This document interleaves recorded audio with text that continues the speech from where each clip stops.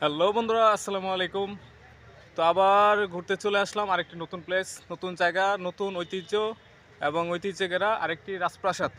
তো এখন আমরা যেখানে অবস্থান করছি এটা হলো টাঙ্গাইলের ঐতিহ্যবাহী মহেরা জমিদার বাড়ি। তো এখন এটার ভিতরে কি আছে না আছে ঐতিহ্য সব কিছু আপনাদের রিভিল করার চেষ্টা করব, খুলে দেখানোর চেষ্টা করব। তো লেটস গো।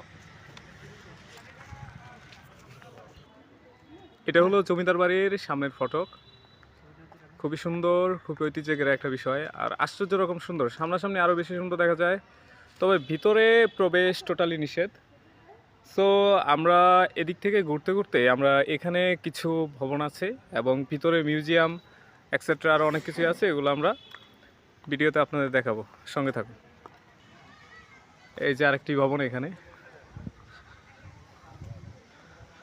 তো সত্য কথা বলতে ভবন দেখতে অনেক সুন্দর, কিন্তু সবচেয়ে দুঃখের বিষয় এটা হলো ভিতরে ঢোকার টোটালি নিষেধ।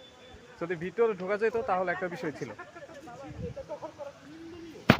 এই যে ভবনটা যে পুলিশ মানে এটা প্রশাসনিক ভবন হিসেবে ব্যবহার করছে, এটা মানে দুঃখজনক। কারণ এই জন্যই বলবো, এটা একটা দর্শনীয় স্থান। হ্যাঁ, ঠিক ঠিক বলছেন। আছে, এইখানে মানে কোনো প্রশাসনিক কার্যক্রম না চালিয়ে মানে একটু যদি পরিদর্শনের সুযোগ দিত তাহলে মনে হয় আর মানে বেশি হ্যাঁ, একটু ধন্যবাদ উপভোগ আপনাকে। করতো মানুষ। সো আমরা এখানে এক থ্যাংক ইউ। ভাইয়ের কথা শুনলাম, ওনার কথাটা অনেক ভালোই লাগলো, কারণ এটা একটা ঐতিহ্যবাহী স্থান। এটা যেহেতু দর্শনার্থীরা ঢুকতে পারে না ভিতরে, অথচ এখানে প্রশাসনিক কার্যক্রম চলে, তো এটা আসলেই বিষয়টা দুঃখজনক।